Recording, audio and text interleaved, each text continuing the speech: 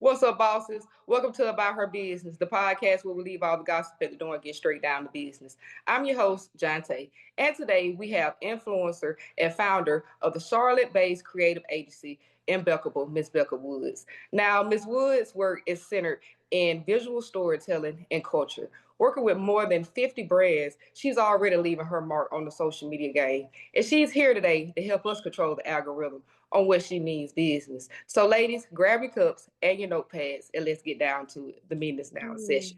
Welcome, Miss Woods. Hello, Jose. Thank you so much for having me. I'm so looking forward to being on She Speaks Business because that's what we're here to do. Thank you so much for being here. So, you ready to get into it? Yes, ma'am. Yes, let's get into it. So, you found ImBeccable after shortly graduating from the HBCU, North Carolina A&T. Congratulations, by the way. Thank you. Back Tried. and this was back in 2023. What was the moment that made you decide to build something of your own instead of stepping into someone else's vision? Well, post grad, once the hype dies down, it's a matter of okay, it's about to be a new year. We still ain't got no job. So for that, I honed in on my high risk, high reward mentality and I bet it on myself. And I started Imbeccable on a whim. I had the idea in the back of my mind, but as far as logistics, as far as the setup, as far as how I was going to execute, I didn't have it all together, obviously, all that day. But I knew with my faith of a mustard seed and determination, it was going to get done. And I knew it didn't have to be great off the rip. It just needed to exist. And so for that, I launched Imbeccable on Christmas Eve of 2023. And the rest is literally history. Oh wow! And I just want to go back to when I graduated of about 11 years ago with my bachelor's degree, and once again it was hard trying to find jobs during that time. But I want to compliment you on starting your own business because I didn't even think back then of starting my own business or just stepping out on my own. I always thought that you would just have to fit into that box and just go out and get that job in corporate America right after you graduate. So definitely a big ups to you on stepping out of that box and believing in yourself. Thank you. Now, I want to ask, why was it important for you to initially root your agency in serving our community, the Black community, rather than extending it to a broader market?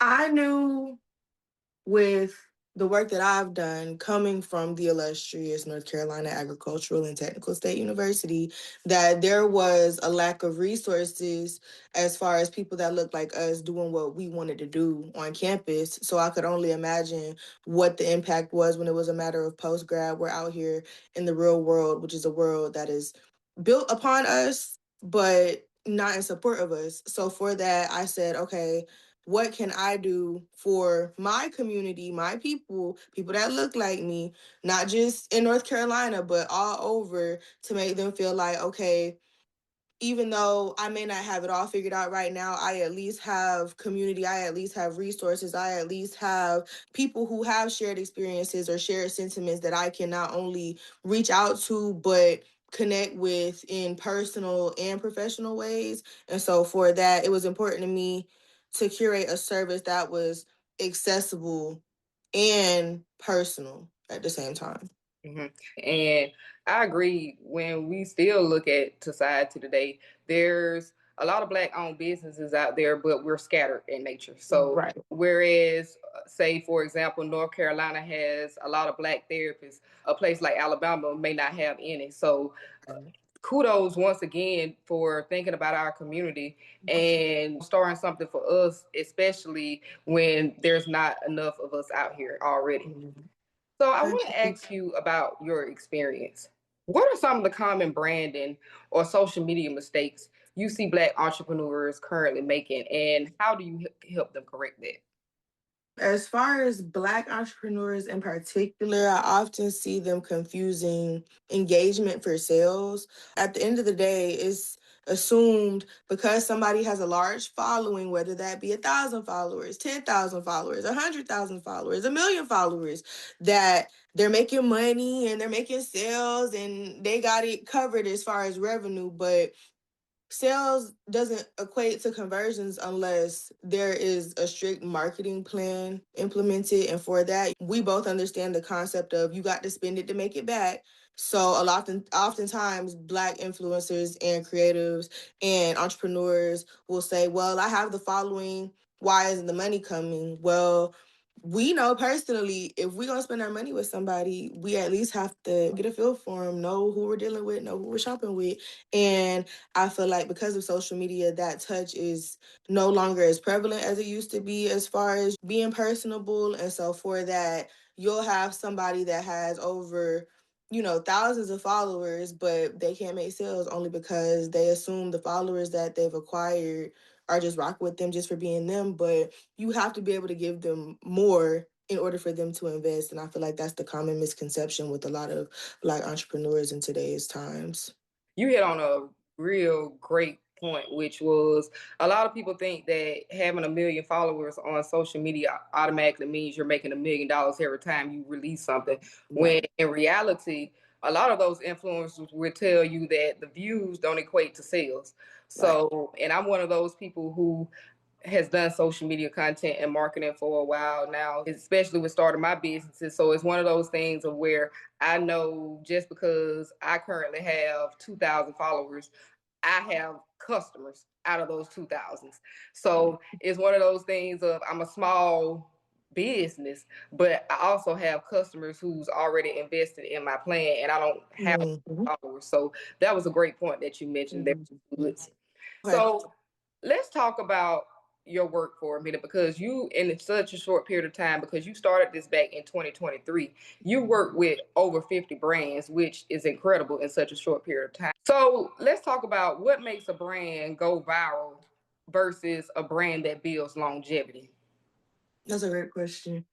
As far as going viral, I feel as if brands that go viral are more so looking to generate content that is in alignment with whatever trend that's going on right now. And so for that, you figure out what's popular, whether it's a trend, whether it's a certain song or audio, whether it's a certain product. And for that, obviously, with it being trending, a lot of people are going to hop onto it. A lot of people recognize it. It makes for great brand recognition if that's their overall goal. But being viral is exactly that. It's hot for a minute and it's consistent in that moment, but the next week, is it still going to be relevant? And I mean, once again, if you're trying to make for sales, that's more so the route you're looking to go towards, because sales are forever. As far as if you see a product, you could see something today that was marketed yesterday, and then you pass it along. That'll make for sales over some weeks, but even then, next year, will it be relevant? So brands that are more so looking for longevity are more catered towards not necessarily the product, but the experience, how it makes you feel, how it makes you think, how it makes you want to move. And so for that, I feel as if brands that are more hands-on with their marketing and hands-on with their engagement and overall awareness, that will make for longevity, because back to our prior point, you feel something from it. It elicits emotion. And for that, you remember how people made you feel. You may not necessarily remember like what they gave you. And so for that feeling of like, okay, this stuck with me because of X, Y, and Z, it made me feel A, B, and C, you're gonna make for longevity, opposed to, well, like it was popping and now I'm bored with it. Like, what's next? What's new? And we can all identify with influencers, especially on social media. You see them getting millions of views for X amount of time. Even with celebrities, they're popping today, and next thing you know, they can't sell a record. So it's one of those things of you have to decide, do you want that fast money and that viral content right now? And in 2 to 3 months, you may not be able to make $1 off of it. Right. It was not thinking of building the brand. Mm-hmm. It's Because going facts don't always last. And that's the exactly. gag. And Exactly. I feel like, especially today, things is changing right now as we speak. Something on social media said we may find out about it today, tomorrow, who knows? But for that, it's a matter of, okay, how am I going to make a lasting impression? Not just an impression. And so for that, you have to make it personal in order for it to stick. Absolutely.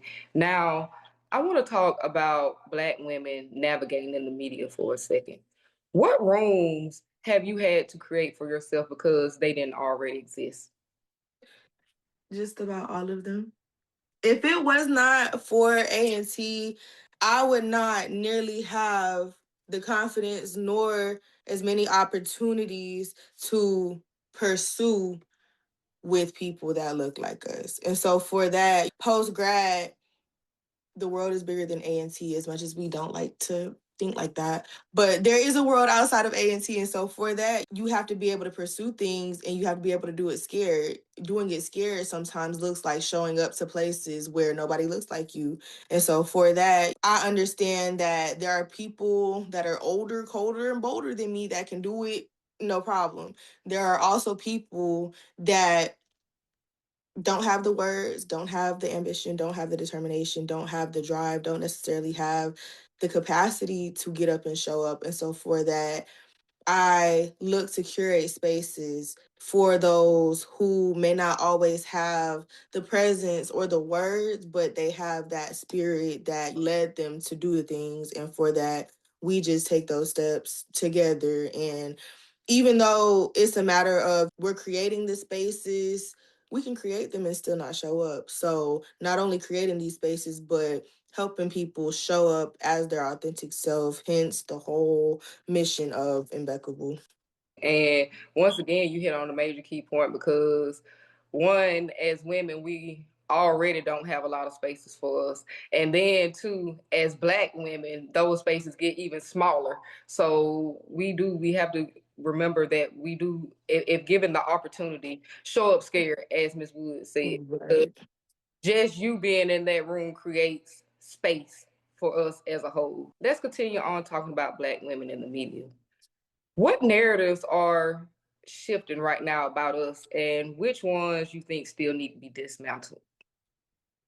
I feel like as far as narratives that are shifting, it would definitely be that Black women can't take up certain spaces. Now, I say certain, we can go a lot of ways, whether it's corporate, whether it's creative, whether it's culinary. There's literally a list of spaces that weren't curated for us, but we're taking over. And so for that, I believe that the narrative of Black girls in media is only conducive to entertainment, drama, chaos, scandals, because we're quite literally doing more than that. And a lot of times, be on the same things, but they're getting praised for it and they're getting the money and the attention and all of the other things that come with that lifestyle. But they're not getting the same chastisement. They're not getting the same feedback as far as why are you perpetuating this narrative on film, on TV, and the medias. And so for the organization Black Girls in Media, I'm thankful because it's literally that. Like, there's so many women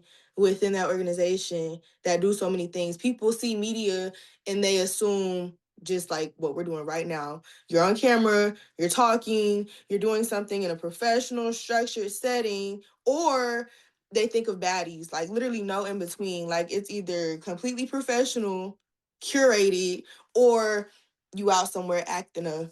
So for that, I think the girls that do social media, it's slowly dismantling as far as social media just being camera girls. Like, yes, we're on camera, but we're doing the work offline too. And I think Black women, especially Black women in creative spaces, need those ups, considering that we're the blueprint and we'll get hijacked for our creative culture, but we'll never get the credit for it. And it literally starts with us because, as you may know, all skin folk ain't kinfolk. And so for that, Black women are often, well, I want to do it too. I want to do all the things. Like, girl, we can all do all the things. Like, Black women in media need to start upping each other more as far as Black women in media because there's literally space for all of us and those to come. So And you hit on a lot of great points, especially with the stereotypes that are built around us. Because, as you said, either we're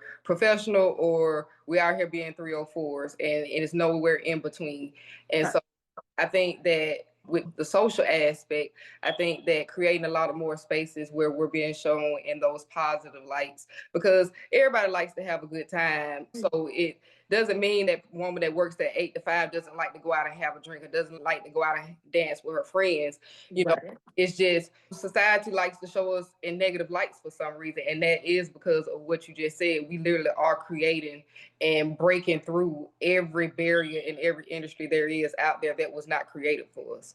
Exactly. And for that, I say, even if she does want to be scandalous and she does want to do a little NC-17 or whatever, that's her business. And for that, we can get into all the things, but we all know where that roots from.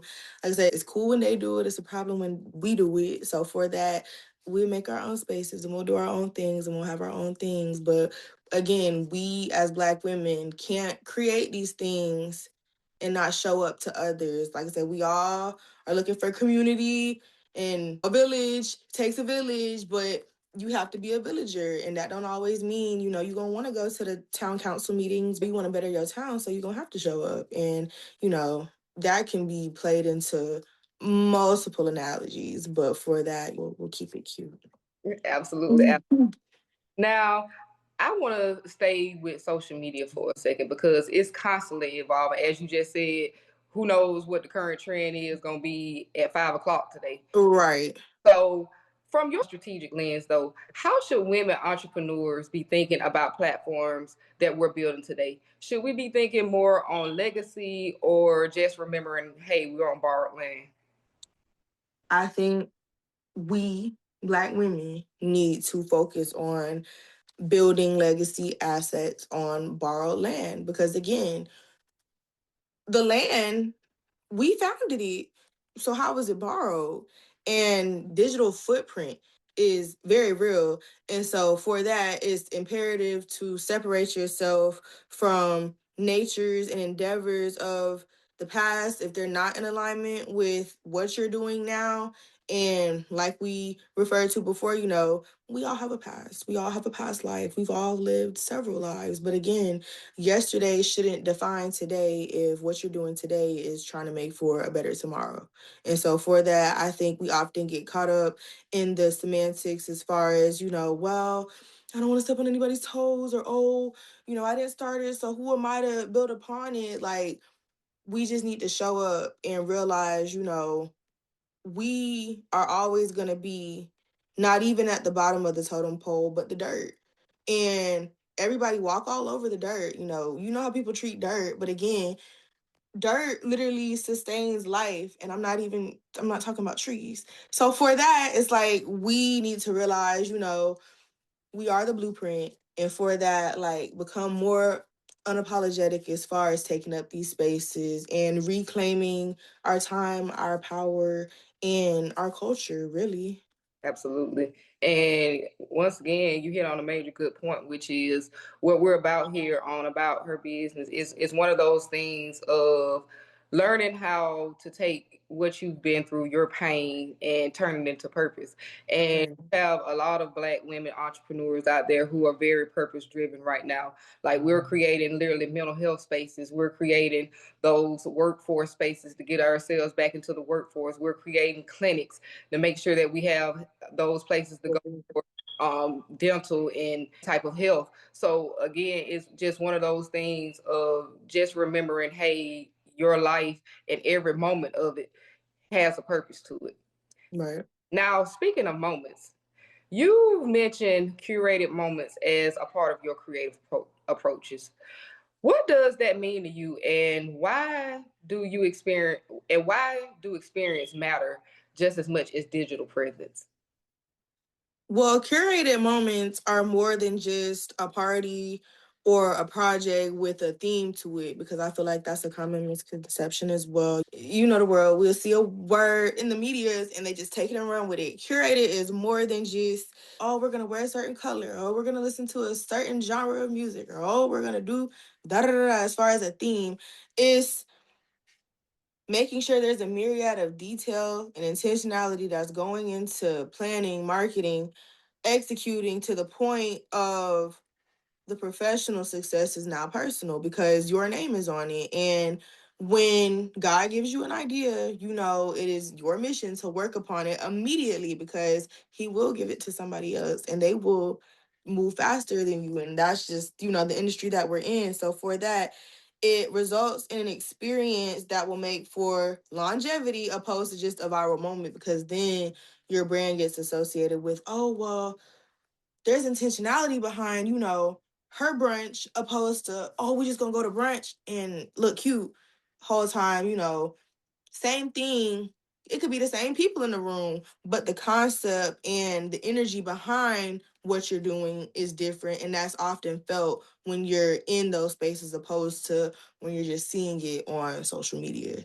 Absolutely, absolutely. Because I can tell you all the pretty pictures I've seen of brunches and luncheons, and 2 days later, somebody's calling somebody out at the brunch or the luncheon. So it's like, okay, are we creating real moments of empowerment, or are we Right. slowly but surely inviting our enemies into the room? And I hate it for us being women.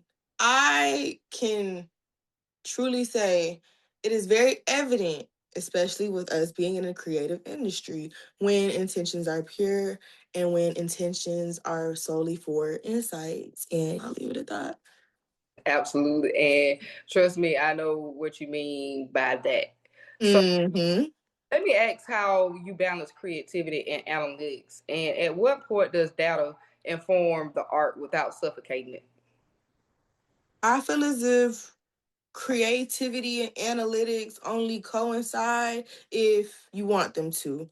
For that, it's imperative that you don't just integrate sales with social media and social media with real life. And that's, for me, I feel like any entrepreneur who bases their brand off of social media, because there's a lot of people that aren't into social media and are still very successful as far as their entrepreneurship, but it's different when you're always on the internet. Me being a social media manager, that's where I started off. I'm always on the phone. I'm always on the apps. But I often have to remind myself, like, girl, yes, this is your livelihood, but quite literally, if this app crash and burn and is no longer tomorrow, you gonna have to do something different. So that being said, making sure you have a high following and great analytics in real life, not just on this phone. And I gauge them differently based on my personal page and my business page, because they're two different businesses, like my personal business and my professional business. But again, these are pieces of software, like these are apps. These are not our real life moments. And quite literally, if the internet was to be no more tomorrow, I am confident in the fact that I did not let the numbers get to me, because I know I have numbers in real life. Absolutely. And you hit on a major key point of making sure your community off social media matches your presence on social media, because often we've seen that happen as well, where a person has a great following but completely treats their family or the community like trash. So that is, Right. that is a great point you made on that one. Now, we're getting closer to the end of our episode, and I do want to once again talk about events and how trends move fast. How do you advise brands, especially Black owned brands, to show up responsibly without performative engagement? As cliche as it will sound, literally just be yourself. There is no secret recipe, as many people like to believe. You're going to attract your audience authentically by making for an authentic experience, an authentic presence. And from that, the people that's supposed to show up will show up. And the people that's supposed to be there will be there. Like the people that you're supposed to connect with, despite the common belief, oh, well, if I work with so and so, then I'm going to be able to work with this person later on. But them people may not even, like you just said, deal with each other. So why would you, all the things you're making up, like quite literally, they teach us that when we start school at 4 or 5 years old, just be yourself. The people that want to be your friend, you will know they genuinely want to be your friend because you're being yourself. And that being said, when you make for performative engagements, performative content, all of the performing, performative people will show up because that's what resonates with them. And that being said, the real recognize the real, and for that, the real are going to continue to entertain the real. But real being subjective, what's for you won't miss you. Absolutely. And I can use myself in this case because when I started the podcast, it was several other women in the industry who already had podcasts. And I wanted to work with them. And just me starting my own podcast and being myself, I've actually interviewed two of those women myself who have bigger platforms and bigger podcasts. And it's just one of those things of, as you said, when you're just naturally yourself, you will attract your tribe. If you're still naturally yourself, or if you have a person in your head that you may want to work with one day, just remember that person you're looking up to is being themselves. So they're probably going to want a person that's their themselves as well. Right. And it's like, even I can speak for myself. There have been a plethora of times I've seen people on social media doing certain things and having certain entities and brands and businesses, so on and so forth.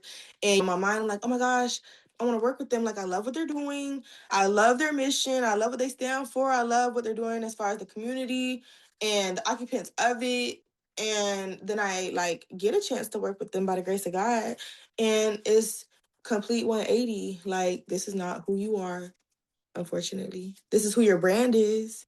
But even in situations like that, you take the experience, and we're always going to be students. As much as our age group likes to think otherwise, we're always going to continue to learn as long as we live this life. And so for that, take those things and those aspects that you appreciate about those entities, but do not internalize the person, because the person can be very separate from the business if that is not translated in what they're doing actively within their activations and whatnot.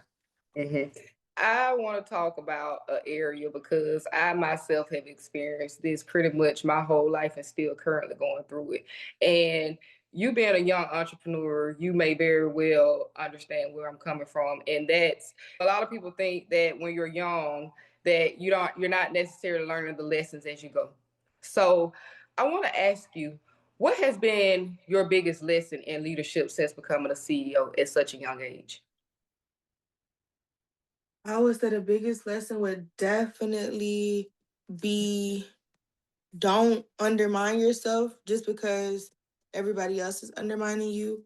And just because you are this age, don't succumb to the pressure, but embrace it and confront it, because it's one thing to puff your chest out about it, but then if you're not standing on business actively, it won't mean nothing, because again, we're all on the same playing field. We're all trying to make a way, trying to make a name, and nobody's really going to care about me being 24 at the end of the day. And quite literally, me being 24, I can confidently say there are people that are 42 plus that aren't seeing me and what I do, solely because I know who I am and I know what I look to accomplish. And I know that, God gave me these things, all of the things, for a reason. So what disservice would I be doing him and myself, not honoring my voice, not honoring the ideas and the missions and all of the different things I'm trying to implement within the business? Because the little girl in me is still very prevalent, but that being said, she now knows you an adult. Like, you way past 18. I can't believe that. Wow. And she knew what she was doing then, and she know what she's doing now. And nobody can take that from me, regardless of how much older they may be than me. And I don't mean to go straight religious on y'all today, ladies, but that is literally the definition of, if you want to look at an example of walking in the power of the Holy Spirit, that's literally what Miss Woods just gave you. I mean, you don't have to be in your 40s. You don't have to be on your deathbed. You don't have to be near retirement. You don't have to go through a traumatic experience. All you have to do is just literally answer God and just say yes.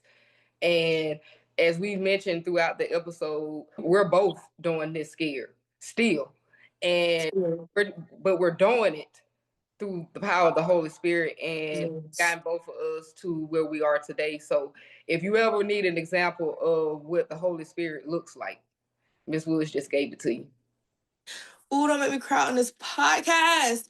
I am a PK, but even outside of that, you could look at my life outside of ImBeccable and be like, call me everything but a child of God. But anybody that knows me knows, like, when you see me, you will feel him, solely because we're all here for a reason. I am somebody that has gone through a plethora of trauma and all of the things you just named. But for that, the fact that we still here, we still have a mission to complete. And I know oftentimes I will kind of discredit myself because it's like, you're so young, like you really do got a whole life to live, and there's people older than you. I can't be stubborn, and for that I can get in the way of that student mentality, like I know everything I need to know. No, you don't. No, you don't. I got to shut that down quick, because at the end of the day, like we both know, life starts once we're born, but quite literally, like my frontal lobe is coming through. Like I'll be 25 next month, so I feel like I'm being reborn again. So for that, it's like, do the things, do them scared, because doing it scared is better than not doing it at all. And whether it's 24, 25, 26, 62, if you have that life to live and do it, just do it, because there's probably somebody quite literally twice my age having the ideas as far as starting up, but I've lived all this life. I'm halfway to a century. No shade, that's not bad. Aging is a good thing. Aging is a great thing. But, I've lived all my life. My time is up. Time not up till God pull your card. And for that, every second count. Every second, not even every day, because quite literally, like we just said, things change like that. Something done changed like while we was on this call. So for that, it's like if you really internalize like how fast things move and kind of stray away from the, well, all the things could go wrong. Like, what if all the things go right? You'll never know if you don't do it scared. So, Absolutely. Absolutely. And y'all, I can create a whole episode just strictly off this topic right here, but we're losing time today. So I want to ask you, what is the first strategic move that you would tell women entrepreneurs out there right now to make tomorrow? kind of referring back to my last statement, don't wait on the change. Be the one to make it happen. Because if you wait, you don't know how long you'll be waiting. But if you do it and make it happen, only thing you can control is yourself. So for that, get up and do it. And if you don't like where you're at personally and or professionally, get gone from it, because only thing that's stopping us is quite literally us. Yes, we have all of the external and internal factors of life, but we always gonna have work the next day. Something always gonna have to get paid. Like how our moms and grandmas and everyone before them always said, it's always gonna be something. So if you're waiting on life to get good, you really not never gonna do nothing. And for that, life gets good once you make it happen. Life gets better once you do that for yourself. Now, I'm not saying jeopardize your livelihood and income because you feeling bold, but because you definitely still have to sustain. Money, unfortunately, do not fall from trees, even though, y'all president trying to make it seem that way. But you do have to make the efforts towards more outside of where you feel obligated to stay, because you'll naturally want to expand, and that'll lead to better outcomes and opportunities where you'll feel chosen and valued without having to vie for it, having to ask for it. But like we said earlier, making it for yourself. And that then is more valuable than anything that could be given to you, whether you ask for it or not. Absolutely. And she hit on a great key point, y'all. Like, if you have an idea in your head right now, I use mental health, for example. Like, if you, once again, going back to the Black therapist, if you feel like there's not enough Black therapists, or it's just not enough clinical mental health therapists in your area, you don't even have to be Black, and you just have it on your heart to want to start an office, go to school, get your credentials, do what you got to do to start that for your community, and don't give up on yourself because it gets hard. And Right. speaking from personal experience, because I've walked away from things because it got hard, especially a job.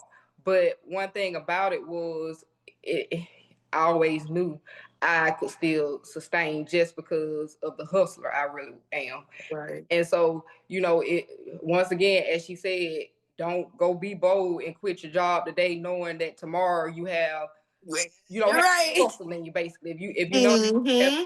in you to create a business, don't quit your 9 to 5 until you're able to pretty much consider yourself stable enough to. Right. So definitely being an entrepreneur, it comes with that strategic move of just being aware. Yeah. And I definitely love the point you just made as far as being aware. people see the life of entrepreneurs and think, oh my gosh, like they haven't, like I want to live like them. Like you wake up and you done made bands off of whatever in your sleep. That don't just happen. People love the luxury of being an entrepreneur. They don't want to do the work. Quite literally, if it was a matter of I'm gonna quit my 9 to 5 and I'm gonna get me a 5 to 9, I'm gonna become an entrepreneur. By the time when you quit, you better ready to be walk out the door and hustle like you said, because it ain't go home and kick your feet up. Because entrepreneur is not 9 to 5. It's literally like 9 to 9, 5 to 5, 25/8, vacation. But you will be working on vacation, no shade. Like it is luxurious as far as like the benefits, but again, you have to go hard and you have to go hard every day. And it's not necessarily 100%, but 99, 90, nothing really less than half. Because again, in an entrepreneur perspective, you need people. As much as you may not want to admit it, you need people in order to fund you, and you got to spend it to make it. And there's so many different aspects of entrepreneurism that people don't get, but I can definitely relate to your point of you have to have a hustler and you can't just have your hand out. Like it do not work like that. Absolutely. And going back to those content creators that you're constantly seeing on social media, like those videos that are constantly going viral, do you know how many hours it took them to get that perfect shot? Like it can literally be from 8 to 5. Because I used to create videos and things like that. So it was one of those Mhm. where I was like, dang man, it takes all day to Yes, get a video. yes. And then the whole, especially if you're a blogger, going in editing, make sure that you're putting in those effects to, bring in more people engaging into your content. So for people that thinks that, entrepreneurship is just sitting at home, creating your own calendar, kicking up your legs, eating your favorite foods and fruits, Right. it's not. It's literally every single day. And as you said, even when people normally do get off at 5 or 6 o'clock, you're still working, and you're Right. into the late night hours, and you're working on Saturdays and Sundays. Where They so say y'all chilling on Saturday and Sunday. We are working. And exactly, for that, girl, I could never work on no Saturday. You couldn't be an entrepreneur then. Like I say, there's pros and cons to everything that you'll ever do in life. But again, if you want it, you literally have to go get it. Nobody is gonna give you entrepreneurs. They'll give you a 9 to 5. But if you want like all of the things, you got to do all the things, not just some. And especially considering in today's economy, you get it. Like you just said, I am not a videographer in any aspect. Video editing used to be like my like I don't want it. Like I just got on TikTok quite literally, like I want to say 2022, 2023. But that was because the positions I was doing, they want TikToks, I don't think we had reels yet, I don't know, but they want videos, and I know how tedious video editing is. But for that, it's like you get good at it, you learn it, you start to be able to tolerate it a little more, and things do go up. But again, I had to put some pride and ego to the side for that. So again, it won't just be professional at the end of it. Like entrepreneurship will grow you up in so many ways. And if you're not ready to grow and learn and heal, just stick to the 9 to 5. Like it's okay. it's absolutely, absolutely. And I think that was great advice. Now, sadly, we've come to the end of today's episode, and we always leave with a legacy. And I give you a couple of moments to think about this. When people think back to your work years from now, how do you want people to remember you? I want people to remember me as somebody when I came about, like they felt God in the room. They felt, or whoever they higher power, because again, he gifted us these talents, these desires, these dreams, and he introduces us to people who are in alignment and they stick for that. God is very intentional, and in that way, I want to be like him. I know the plan that he created for us was curated before we were ever even talked about, thought about. So for that, I know I can't fail, you can't fail. None of us can, because we literally were just playing our role in his play. And so for that, I want to be known as the woman. She did what she wanted, when she wanted, how she wanted, without apology, personally and professionally, because at the end of the day, you live your life for you.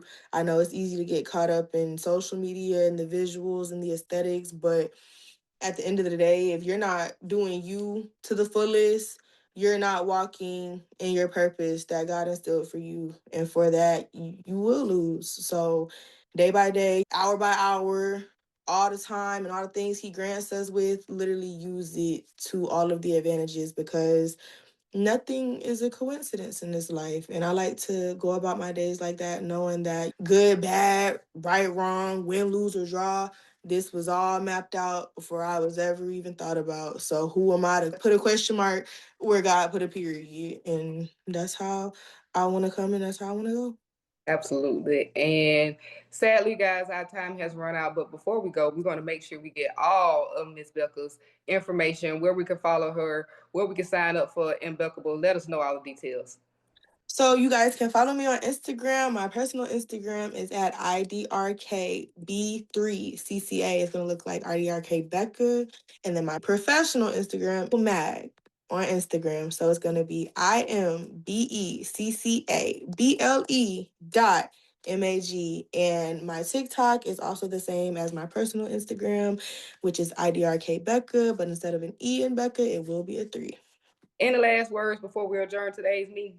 Again, Jonte, thank you so much for this opportunity. I have thoroughly enjoyed speaking with you and talking about all the things. And I look forward to all of the doors that open for both of us after this, airs, and all that you get to accomplish after the fact. And definitely appreciate you for all of the kind words and support as well. We will be staying in touch. Today's meeting is now adjourned.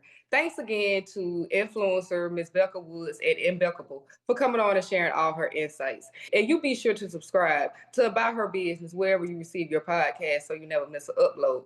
Also, comments down in that comment section of which industry you think I should interview next. Until next time, keep your goals tight, your circle tighter, and that bank account growing.